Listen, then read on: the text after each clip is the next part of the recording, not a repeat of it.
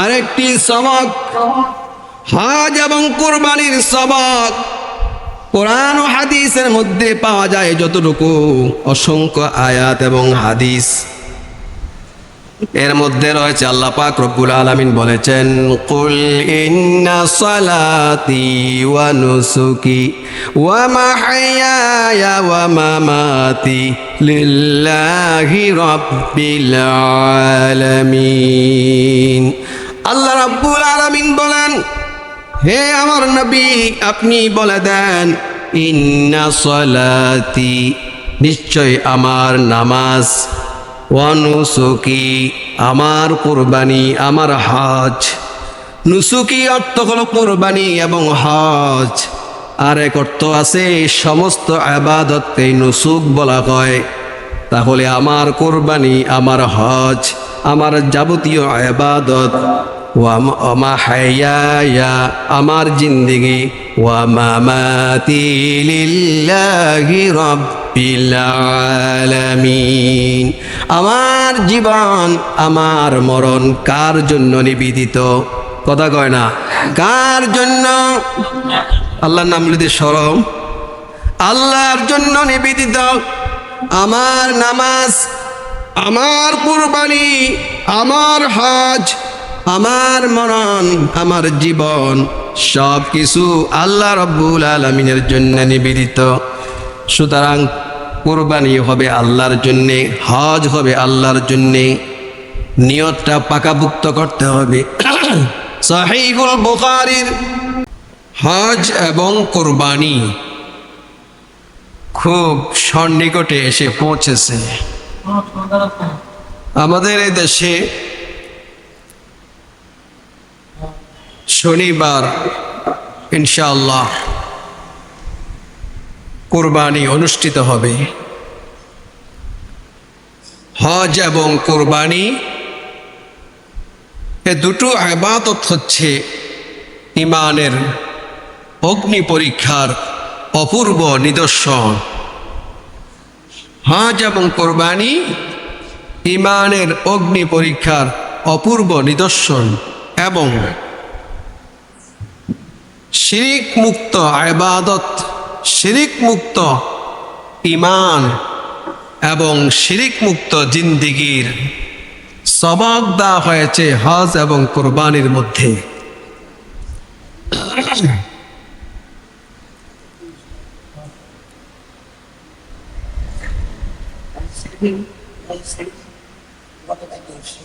জি হ্যাঁ, আজকে হ্যাঁ 2 তারিখ,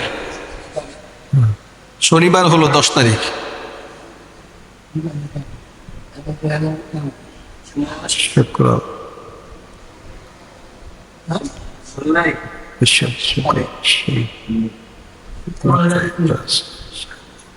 হ্যাঁ আজকে 2 তারিখ। তাহলে হজ হচ্ছে কয় তারিখে? 7, 6 বৃহস্পতিবার, 5 তারিখ। আচ্ছা 5 বৃহস্পতিবার ঈদ।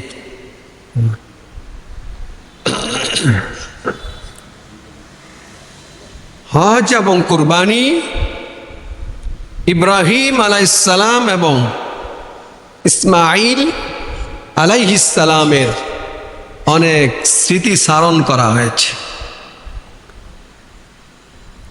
হজ এবং কুরবানির সাথে ইব্রাহিম এবং ইসমাঈল আলাইহিসসালামের অনেক স্মৃতি বিজড়িত রয়েছে। ইব্রাহিম আলাইহিস সালামকে বারবার ঈমানের অগ্নি পরীক্ষায় অবতীর্ণ হতে হয়েছে। যেমন সূরা সফফাতের মধ্যে আল্লাহ পাক বলছেন,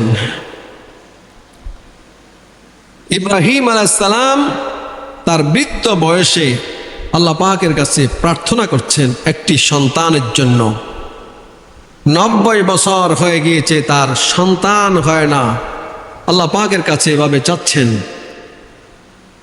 রব্বি হাবিলি মিনাস সালিহিন ফাবাশশারনাহু বিগুলামিন হালিম।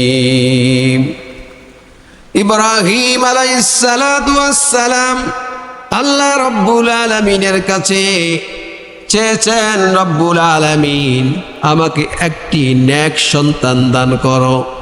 আল্লাহ পাক রব্বুল আলামিন বললেন, আল্লাহ রব্বুল আলামিন বললেন, হে ইব্রাহিম, তোমাকে একটি ধৈর্যশীল নেক সন্তানের সুসংবাদ দিলাম। ওয়াবাশশারনাহু বিগুলামিন হালিম, একটি ধৈর্যশীল সন্তানের সুসংবাদ দিলাম ইব্রাহিম আলাইহিস সালামকে। ইব্রাহিম আলাইহিস সালামের সন্তান যখন জন্মগ্রহণ করল, আল্লাহ পাক রব্বুল আলামিন বললেন, হে ইব্রাহিম, তোমার সন্তানকে এবং তোমার স্ত্রী হাজেরাকে, মা এবং সন্তানকে এমন জায়গায় রেখে আসো যেখানে কোনো মানুষ নেই, কোনো জন নেই, ঘর নেই, বাড়ি নেই, গাছপালা নেই, কীট পতঙ্গ কিছুই নেই, মরুভূমি অঞ্চল। ইব্রাহিম আলাইহিস সালামকে আল্লাহ রাব্বুল আলামিন বললেন, তোমার সন্তানকে সেই জায়গায় রেখে আসো। চিন্তা করে দেখুন, বৃদ্ধ বয়সে একটা সন্তান হলো, অনেক দোয়ার ফসল, অনেক সাধনার ফসল। এই সন্তান যখন হলো, আপনার বেলায় আমার বেলায় যদি হতো, এই সন্তানকে যদি আফ্রিকার জঙ্গলে রেখে আসার কথা বলা হতো, আমরা পালন করতে খুব কষ্ট হয়ে যেত, অসম্ভব হয়ে যেত। কিন্তু ইব্রাহিম আলাইহিস সালাম কোনো প্রশ্ন করলেন না, কোনো অভিযোগ করলেন না, দ্বিধা দ্বন্দ্বের মধ্যেও পড়লেন না, নির্দ্বিধায় আল্লাহ রাব্বুল আলামিনের এই আদেশ বাস্তবায়ন করলেন। এখন যেখানে বাইতুল্লাহ শরীফ, এখানে কিছুই ছিল না, জনমানব শূন্য, মরুভূমি, গাছপালা, কীট পতঙ্গ কিছুই ছিল না। হাজেরা এবং সদ্য ভূমিষ্ঠ সন্তান ইসমাইলকে এখানে রেখে ইব্রাহিম আলাইহিস সালাম চলে যান। হাজেরা ডাক দিয়া বলে, ওগো আল্লাহর নবী, আমাদেরকে এমন জায়গায় যে আপনি রেখে গেলেন, এখানে তো কোনো কিছুই নাই, কোনো ব্যবস্থা নাই। এখানে কি আল্লাহর নির্দেশে আপনি আমাদেরকে রেখে যান, নাকি আপনার একান্ত সিদ্ধান্ত? ইব্রাহিম আলাইহিস সালাম বললেন, না হাজেরা, আমার সিদ্ধান্ত না, আল্লাহ রাব্বুল আলামিন সিদ্ধান্ত দিয়েছে। হাজেরা বললেন, তাহলে কোনো সমস্যা নাই, আমার আল্লাহ রাব্বুল আলামিন যেহেতু আদেশ করেছেন, আমি আল্লাহ রাব্বুল আলামিনের উপরেই নির্ভর করলাম। আল্লাহর উপরে তাওয়াক্কুলের সবক, একমাত্র আল্লাহর উপরেই ভরসা করতে হয়, সেটাই শিক্ষা দেওয়া হয়েছে এখানে। ইব্রাহিম আলাইহিস সালাম চলে গেলেন, বহুদূর চলে গেলেন, ফিলিস্তিনে চলে গেলেন। সেখান থেকে এই জায়গায় হাজেরা আলাইহিস সালাম বহু সমস্যার সাথে ফেস করলেন, অনেক সমস্যায় পড়ে গেলেন। পানির সমস্যা হলো, সাফা মারওয়া দৌড়াদৌড়ি করলেন পানির জন্য, 7 বার দৌড়ালেন। ইন্নাস সাফা ওয়াল মারওয়াতা মিন শাআইরিল্লাহ। সাফা পর্বতে উঠলেন, সেখান থেকে দৌড় দিলেন মারওয়া, মারওয়া থেকে আবার সাফা, এইভাবে 7 বার সাই করলেন।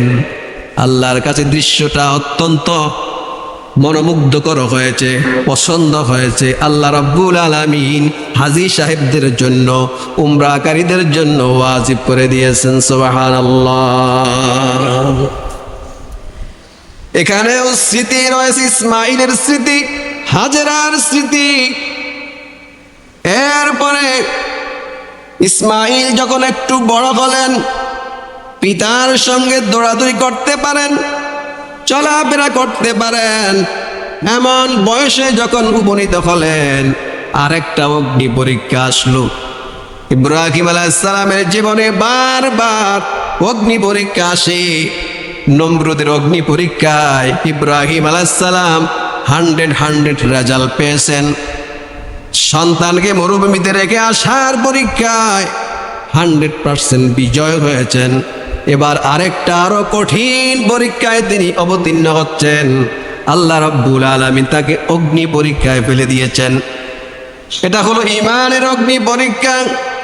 আল্লাহ পাক সূরা সাফফাতের মধ্যে সুন্দর করে বলে দিয়েছেন, বিবরণ দিয়েছেন, ফালাম্মা বালাগা মা'হুস সা'য়া ক্বালা ইয়া বুনাইয়া ইন্নী আরা ফিল মানামি আন্নী আযবাহুকা ফানজুর মাযা তারা। ইসমাঈল আলাইহিস সালাম পিতার সঙ্গে চলাফেরার বয়সে উপনীত হয়েছেন, দৌড়াদৌড়ি করতে পারে। 10-12 বছর, তাফসীরে লিখেছে 13 বছর। এই পর্যায়ে যখন সন্তানটা বড় হয়, বাপ মার কাছে অত্যন্ত আনন্দের হয়, অত্যন্ত মায়া মহাব্বত আগের থেকে বেড়ে যায়, চলাফেরা করতে পারে, মহাব্বত অতি বেশি বেড়ে যায়। এই সময় আল্লাহ রাব্বুল আলামিন এই সময়টাকে চুজ করলেন। ইব্রাহিমকে বললেন, হে ইব্রাহিম, তুমি যদি আমাকে ভালোবেসে থাকো, সব চাইতে প্রিয় বস্তু আমার রাস্তায় কোরবান করে দাও। ইব্রাহিম আলাইহিস সালামকে আল্লাহ পাক বললেন, আসলিম, ক্বালা আসলামতু লিরাব্বিল আলামিন। হে ইব্রাহিম, সারেন্ডার করো। ইব্রাহিম বললেন, সারেন্ডার করলাম। আল্লাহ পাক বললেন, পরীক্ষা নেব, কোনো সমস্যা নেই, তোমার প্রিয় পুত্র ইসমাঈলকে আমার জন্য কোরবান করা লাগবে। ইব্রাহিম বললেন, আমি ইব্রাহিম রাজি হয়ে গেলাম। সুবহানাল্লাহ, রাজি হয়ে গেলেন। এবার সন্তানকে রাজি করার পালা।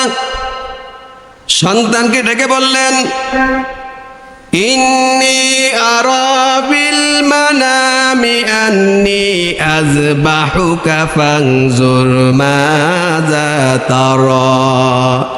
হে আমার প্রিয় পুত্র, হে আমার প্রিয় বৎস, আমি স্বপ্নে দেখেছি আল্লাহ রাব্বুল আলামিন আদেশ করেছেন তোমাকে কোরবান করার জন্য, তুমি কি বলো?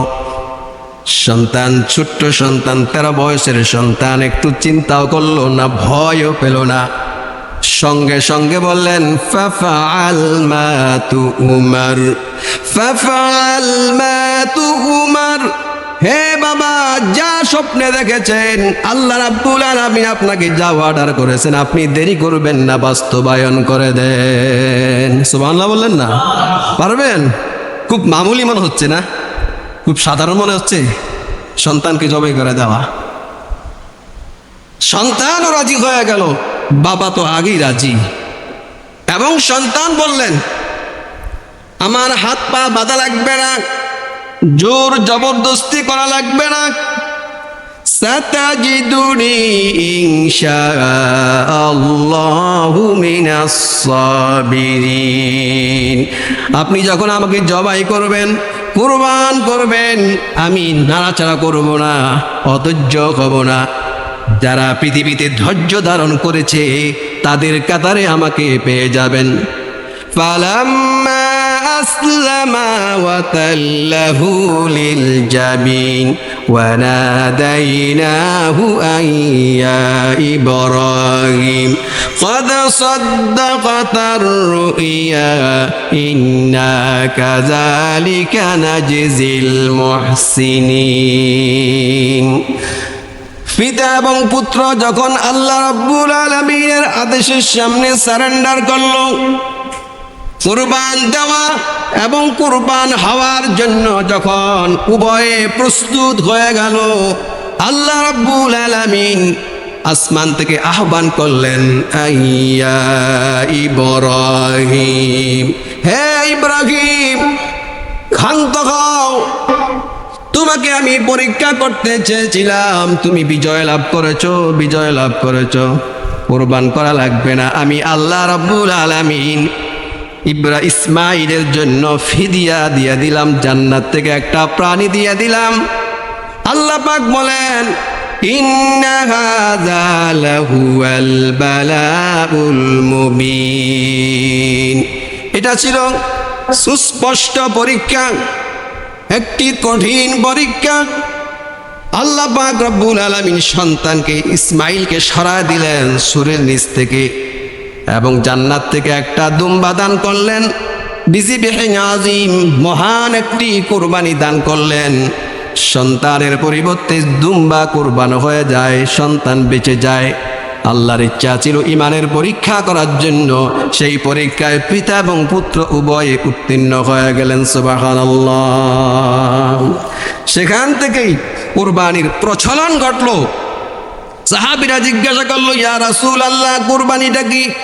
নবীজি বললেন, সুন্নাতু আবিকুম ইব্রাহিম, এটা তোমাদের বাবা ইব্রাহিমের সুন্নাহ। সুন্নাতু আবিকুম ইব্রাহিম, কোরআনে বলা হয়েছে মিল্লাতা আবিকুম ইব্রাহিম। ইব্রাহিম আলাইহিস সালাম, ইব্রাহিম হলেন তোমাদের ইসলাম ধর্মের জাতির পিতা। আল্লাহ রাব্বুল আলামিন সূরা হজ্জের মধ্যে বলে দিয়েছেন, ১৫০০ বছর পূর্বে তোমাদের ধর্মের জাতির পিতা হলো ইব্রাহিম। এই জাতির পিতা নিয়ে পেছ লেগে গেছে স্বৈরাচারের আমলে। সাধারণ মুসলমান ইব্রাহিম আলাইহিস সালামকে জাতির পিতা মন খুলে বলতে পারে নাই। এখন ইচ্ছা মতো বলেন, কোনো সমস্যা নেই।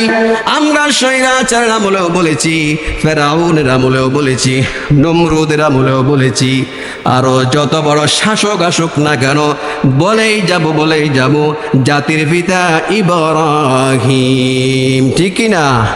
সন্দেহ আছে? কোনো সন্দেহ নাই। সেই জাতির পিতা ইব্রাহিম আলাইহিস সালামের সুন্নাহ হিসেবে, আদর্শ হিসেবে কুরবানি আমাদের উপরে ওয়াজিব করা হয়েছে। এই কুরবানি ইসমাইল আলাইহিস সালামের কুরবান হওয়া, পিতার কুরবান দেওয়ার সাথে সম্পৃক্ত। এরপরে আসছে, আল্লাহ পাক বললেন, ইসমাইল যখন আরেকটু বড় হলো, বললেন তোমরা বাপ বেটা মিলে বাইতুল্লাহ নির্মাণ করো। বাইতুল্লাহ নির্মাণ করবে, জায়গা খুঁজে পাওয়া যায় না। ফেরেশতা এসে বাইতুল্লাহর ভিত্তি প্রস্তরের জায়গা দেখা দিলেন। নূহ আলাইহিস সালামের প্লাবনের কারণে বাইতুল্লাহর চিহ্ন গায়েব হয়ে যায়। ফেরেশতা এসে ইব্রাহিম আলাইহিস সালামকে জায়গা দেখা দিলেন। ওই জায়গার উপরে বাপ বেটা ইব্রাহিম এবং ইসমাইল দুজনে মিলে বাইতুল্লাহর পুনর্নির্মাণ করলেন। বাইতুল্লাহ নির্মাণ শেষ হয়ে গেল। এবার আল্লাহর কাছে হাত তুলে দোয়া করলেন, وَإِذْ يَرْفَعُ إِبْرَاهِيمُ الْقَوَاعِدَ مِنَ الْبَيْتِ وَإِسْمَاعِيلُ رَبَّنَا تَقَبَّلْ مِنَّا إِنَّكَ أَنْتَ السَّمِيعُ الْعَلِيمُ।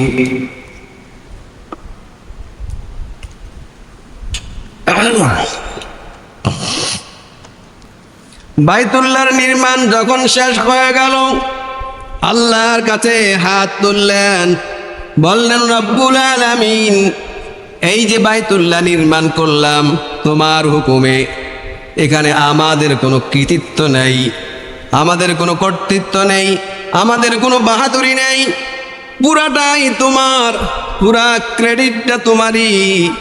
তোমার হুকুমে, তোমার রহমতে, তোমার সাহায্যে বাইতুল্লাহ নির্মাণ করেছি। রব্বুল আলামিন তুমি কবুল করে নাও, মঞ্জুর করে নাও। আল্লাহ রব্বুল আলামিন বলেন, তোমাদের পক্ষ থেকে এই নির্মাণকে আমি আল্লাহ মঞ্জুর করে নিলাম। এখন কি করতে হবে?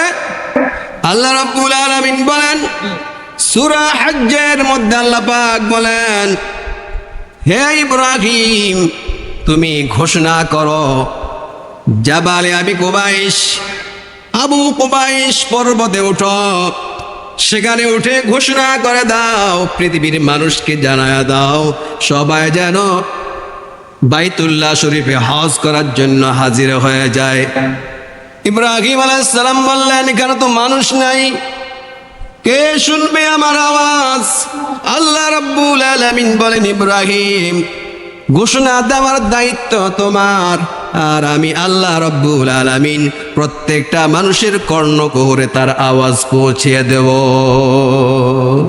ওয়াযিন ফিন্নাসি বিল হজ্জি ইয়াতুকা রিজালান ওয়া আলা কুল্লি দামিরি ইয়াতিনা মিন কুল্লি ফাজ্জিন আমিক। তুমি ঘোষণা করো, তোমার ঘোষণার আওয়াজ আমি আল্লাহ প্রত্যেকের কানে পৌঁছাবো।